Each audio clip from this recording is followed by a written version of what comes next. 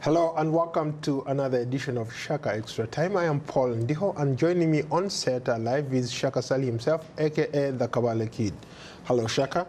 Hello, Paul. How are you? Usually terrific. I'm looking at a kid from Nyakajeme who is dapper.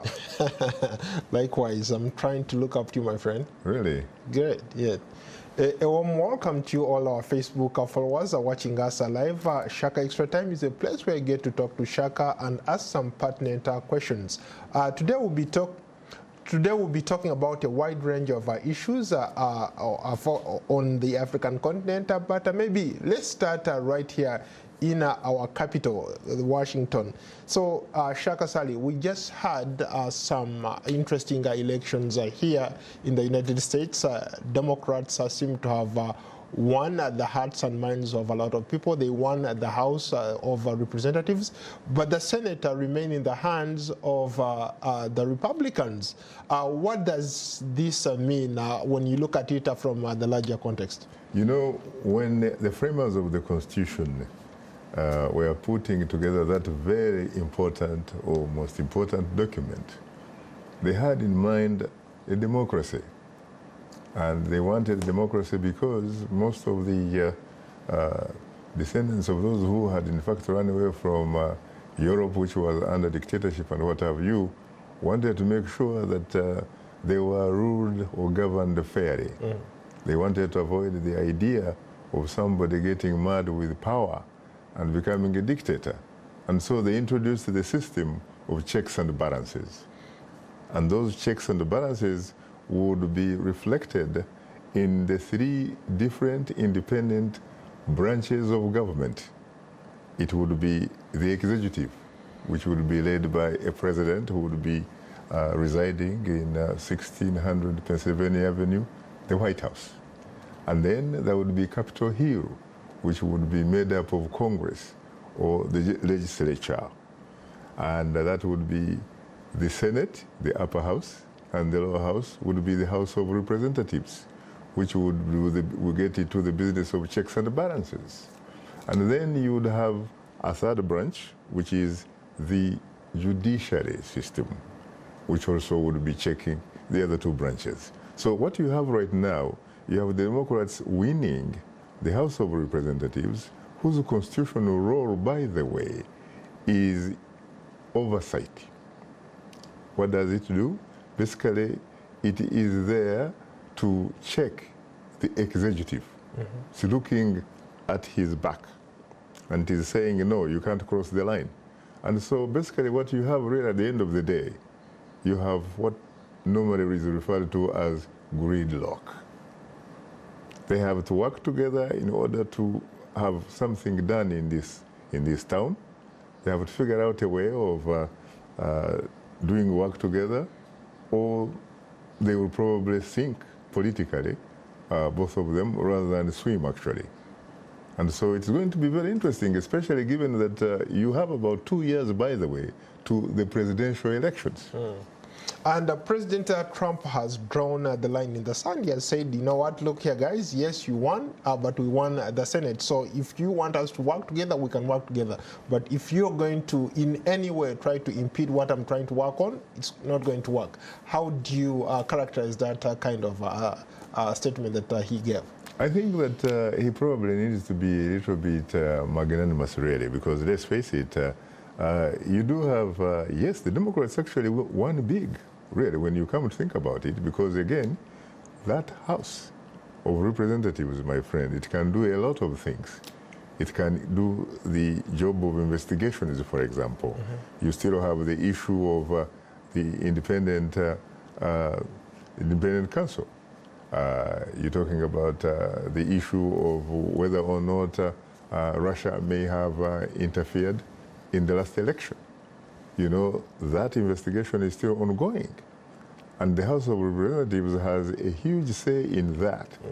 There are some other things that they look at. And again, the other thing is that the purse, for example, money is controlled by who? By the Congress. The House of Representatives, it has a committee which is called Ways and Means Committee. The chairman of that committee is supposed to be perhaps the most important person really in this town. And so, yes, the president, for example, can come up with a budget and what have you, but at the end of the day, in order for him to actually get the money and the money to be disbursed, you know, to wherever he wants, he has to figure out a way of working with the House of Representatives. Earlier, you talked about checks and balances. What is the significance of that, especially in the context of how a lot of African countries operate? When you're the president, you literally control the purse, you control everything. You actually turn the national purse into sometimes your personal ATM. How would you maybe compare and contrast? Well, you know, the thing is, it shouldn't really be like that, because when you look at some of these constitutions, on paper, they do have these types of powers, really, in order for them to do the jobs of oversight, just like they do here. But in reality, the president, the chief executive, controls everything, like you said. In fact, in some cases, could actually even control your oxygen. In order for you to actually have unfettered access to air and breathe for your life, in some cases you might need a nod from an African president. Not the entire, by the way, continent. There are a few countries, frankly, which are getting it right. In fact, when you look at South Africa, for example, frankly, South Africa, in fact, is the beacon of hope for African democracy so far. You know that they have recalled presidents, not one, but two, you know, since they got the multiracial elections and got their freedom. So South Africa, watch South Africa. It could actually be the leader in terms of democracy in Africa. But when you look at, for example, a country which has the distinction of having the longest serving president on the continent, and that is Equatorial Guinea, for example. You're talking about Theodore Obiang Basogo. That man, you know, and you remember, his son, one of his sons actually, was using a credit card of the government of Equatorial Guinea to buy suits in Paris, to buy all sorts of things. So those things happen. How about people who argue? You gave a very good example of South Africa. They say South Africa is more progressive, more okay, in terms of how they fight corruption. They are, compared to other countries, they do a much better job. For instance, the current president, Cyril Ramaphosa, was called out for some corruption scandals that were involved during his campaign, and he has vowed to pay that money back, actually to refund the people who paid for some things within his party. Is that something that we would likely see here happening in the United States? Yes, I think that, yeah, well, first of all, I mean, let's face it, there are institutions that take care of those types of things. If such a thing happens, of course, someone was called out. There's no question about it. In fact, in South Africa, Ramaphosa is not doing it because of altruism. He's doing it largely because you do have institutions in place which actually do their jobs. You do have an independent judiciary, there's no question about it. You do have an independent legislature in South Africa. And in fact, you do have a democratic ruling party, the African National Congress. What lessons can be learned from the example of the United States having this balance of power? Well, if you have that type of balance of power, then it probably means that you don't risk ending up with a dictator. You end up having, for example, arriving at policies that run the country on the basis of debates. You have an environment that allows the people to talk about the issues that affect them. And in fact, reaching a point where they agree that this can actually work for us, and this cannot work for us. And I think that this is something that is very, very important for Africa. As we talked about, you know, during the Straight Talk Africa edition last week, we were talking and emphasizing the need, really, for permanent institutions if Africa is going to really make it. rather than strong men who end up being dictators, really. And as you said, sometimes even turning the central banks into their ATMs. And there's a lot of evidence to boot that that is in fact is happening in a lot of countries. That's part of the reason why that continent is not developing. That is part of the reason why, for example, those governments are not creating an environment that, for example, creates jobs. Africa is one of the continents, for example, where when you think about the changing demographics, the young people increasingly are becoming the majority. They are not invested in the status quo. They have nothing. They do not have jobs. They do not, in fact, have the hope of tomorrow. And so what are you going to do? You need a democratic continent. You need systems that are in place that have the ability and the capacity to respond to the needs of the people in those countries. And so what Africa needs is checks and balances. And checks and balances can only be brought about through permanent institutions, an independent judiciary, an independent legislature, and of course, an executive, which can interact and reach a decision that reflects, for example, policies that are for the benefit of the citizens of that particular country. Before we move maybe to another topic, let's stay on elections. Let's go further south to Madagascar. They just recently had an election. So far, they don't have an outright winner. It looks like both former presidents, Andre Rajoelina and Marc Ravalomanana, are poised to go in a runoff on December 19th, this coming month. However, the incumbent president is looking like he's going to lose this election. He has not been able to garner at least 10% of the vote. The incumbent president, indeed. It is interesting that you nearly succeeded at least at pronouncing some of the names of the key players right there. I happen to be, I think, when it comes to pronunciation, at least in terms of the names of Madagascar, and sometimes when I have to pronounce the names of people who come from Poland, I become very, very challenged. The incumbent president in Madagascar, from what I can see here, is Rajaonarimpapianina. A very tough name to pronounce. Very tough name. Yeah. You have to give him credit, really, because this is a president that has served one term, and he was seeking a second term. But he did not interfere, for example, with the country's electoral commission, because if he actually wanted, just like in a lot of African countries, he could have decided that the results favor him to the extent that he would have had an automatic second term. But here you are, you have a country that is at least conducting an election, frankly, that is a reflection of the will of the people.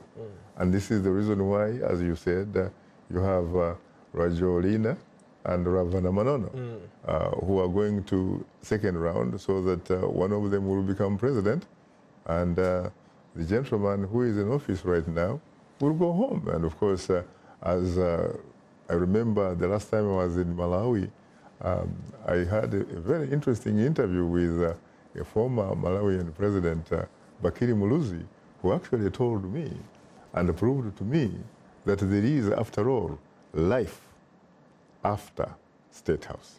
Speaking of Malawi, let's go to a commenter from let's go to Chilinga Kinga Konga Kasam in Malawi. What kind of a leader should the Malawians vote for in the May 2019 elections? Well, first of all, I would suggest that Malawians are smart enough to look at the different manifestos of the different presidential candidates who are running. Through these manifestos, you can get a sense as what you are actually being promised. If you vote for so and so, that is what you are supposed to be getting. Even though sometimes, when some individuals, work out manifestos or write manifestos and campaign, and as somebody once suggested that politicians, in fact, campaign in poetry. They basically promise heaven on earth. But when it comes to the business of governing, when they get the opportunity to actually govern that one, they do in prose. They become sort of realistic. So you have to be very careful, but I think the important thing is you have to look at each individual's manifesto. And then you vote for what he's promising you to do for you and all that kind of stuff. And when that particular individual actually wins and comes to office, you also must hold him responsible and remind him for what he promised, for what he pledged to do when he becomes the chief executive of your country. Let's go back to Madagascar. We have a comment from Mark. I can't pronounce the last name, but he says it seems to be an interesting narrative going on in Madagascar. He says Andre Rogelina overthrew Mark Ravalomanana in a popular uprising in 2009. Now the two guys are facing each other again. What does that mean for the future of that country? Well, first of all, let's face it. I think, in fact, that there has been peace in that country. Because, yes, Rajoelina, with the help of the military and all kind of stuff, was able to overthrow Ravalomanana. But obviously, Ravalomanana has demonstrated that he has staying power. And he allowed him to come back out from exile. It is not Ravalomanana who allowed Rajoelina to come back into exile. No, Rajoelina allowing Mark Ravalomanana to come back from exile. He did, but again, this was not because of altruism. It's not because of what he was really, what he wished for and what have you. He was under tremendous, enormous pressure in order for him to do that, so that he could, in fact, access some kind of aid in order for him to start doing real things in the country, because the country was grinding down economically and all that kind of stuff. But I think at the end of the day, what is important here is that these two individuals have a lot of following, whether one likes it or not. They have a lot of following. So at the end of the day, since when somebody says that society is not static, it is dynamic. So people are not static, they are dynamic. Their views can evolve to the extent that they can reach a point where they can agree to work with one another in the interests of their people, in the interest of their country. They have to put the country first, not the egos, not the individual egos. They have to put the individual egos aside and make sure that they put the interests of the country first. You are watching Shaka Extra Time, a show that comes to you every Tuesday here at the Voice of America. Today, Shaka Sali is taking your questions, so please feel free to send us those comments and questions. For now, let's maybe cross over to Ethiopia. We've been talking about reforms in Ethiopia. It looks like Prime Minister Abiy Ahmed is doing the right thing there. He's empowering women, which is a good thing to do. But at the same time, he has a lot of critics who are out there to get him. They're saying that maybe he's running a little bit too fast. All these reforms that are happening, he's just, maybe there should have been some kind of progression instead of rushing through some of these reforms. Your thoughts? Yeah, but let's face it, he's doing probably what you would consider to be what is needed to be done, frankly, in order to jumpstart, for example, the Ethiopian economy, in order to provide jobs for the increasingly changing demographics and all that kind of stuff. And besides, let's face it, Ethiopia, from the little I know about it, has never experienced even a single day of democracy, of fairness. I mean, to be honest with you. And I think this is the man. This man could very well be, again, like I said last week, and I said before, could very well be a legitimate new breed of African leaders. In fact, whatever he's doing, it should not be limited to Ethiopia. I would urge and hope that other African leaders on the continent can actually take a cue from Addis Ababa, can look at the Abiy Ahmed template and incorporate it in their own countries, because it seems to me that is the way to go. He is looking, for example, at some of his former colleagues in the military. Mind you, he is a retired lieutenant general. And he just got a major general recently, a man who was in charge of intelligence and what have you and stuff like that, on allegations of corruption. Some of these other senior officers also have actually been named because of allegations regarding their involvement in corruption, that they had almost turned the corruption into an industry.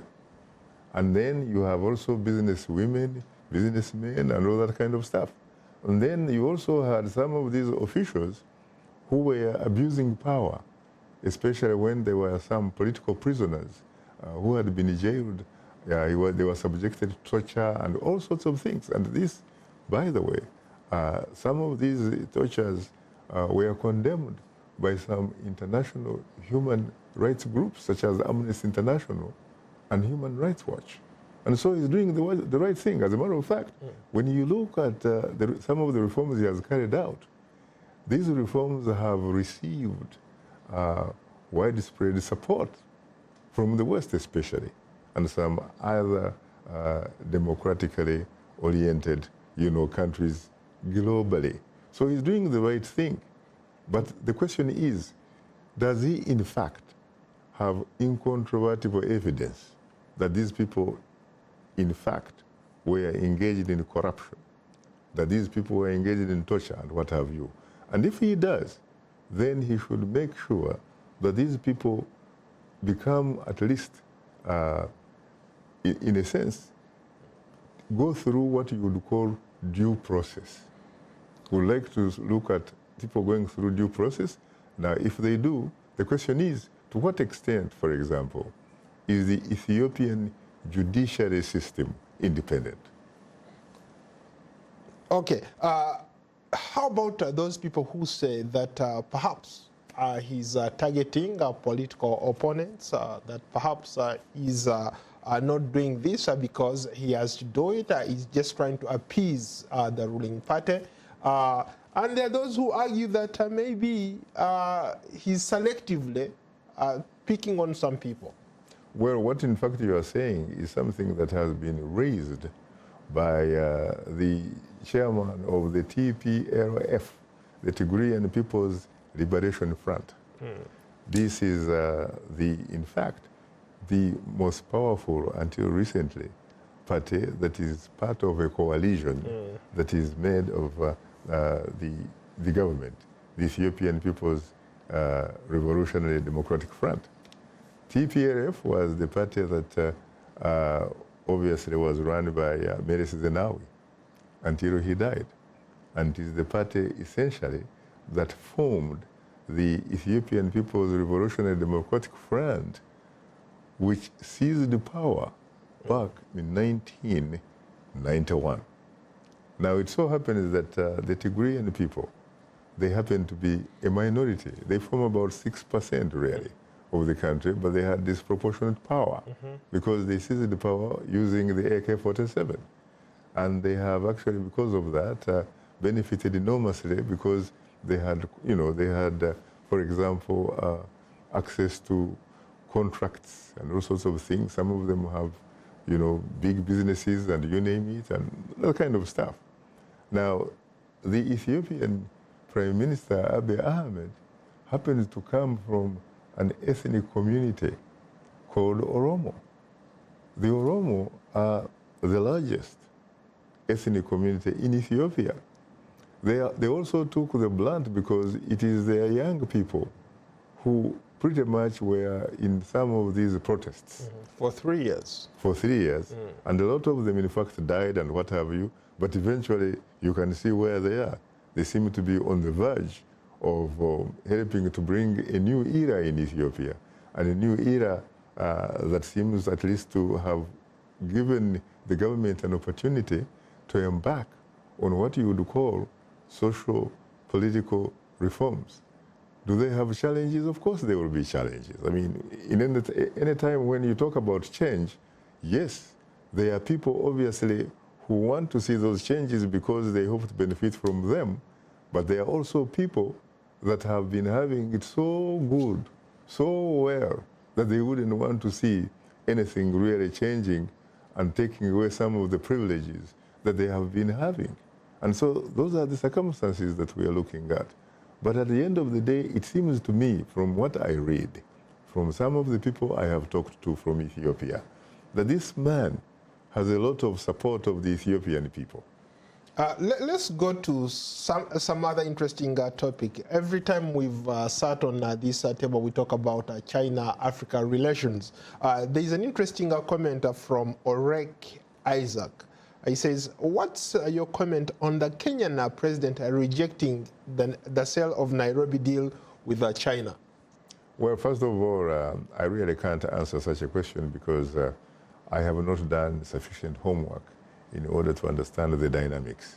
But I'm sure, knowing President Uhuru Muigai Kenyatta, he is a very smart guy.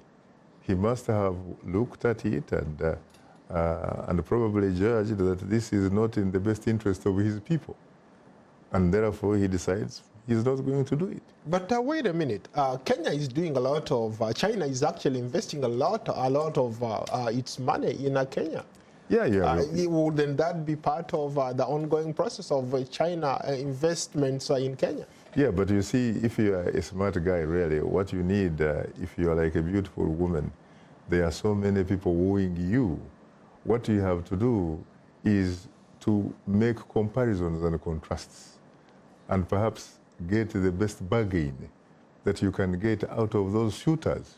And I think that Kenya is in a position where it is only not being wooed by Chinese, but you have the Japanese, you have the Germans, you have the Americans, you have all sorts of people. So I think that the president is in a position, sincerely, to look at those different suitors and make a decision that reflects the best that he thinks will benefit his people. What are you talking about tomorrow on Straight Talk Africa? Tomorrow we are looking at the challenges of major social political reforms in Ethiopia. Let's go to another quick comment from Frank Nwamanya. What are the long-term implications of China-Africa relations? Well, first of all, I think that at the end of the day, African leaders have, at the end of the day, they have to look at those relations in the context of what is there for their people. I mean, for the most part, Africa, just like before, it has been used by other countries to better themselves at the expense of Africa. The Chinese have technology and what have you. The Africans have the raw materials that the Chinese must have, the Chinese need in order to develop their economy, in order to develop themselves into a superpower, so to speak. Africa can also become a superpower, but can only do so if it begins to add value on their resources. On that note, thank you so much for being a great guest. I look forward to hosting you on another edition of Shaka Extra Time. Until then, so long from Washington. Thank you so much. Thank you. Yeah.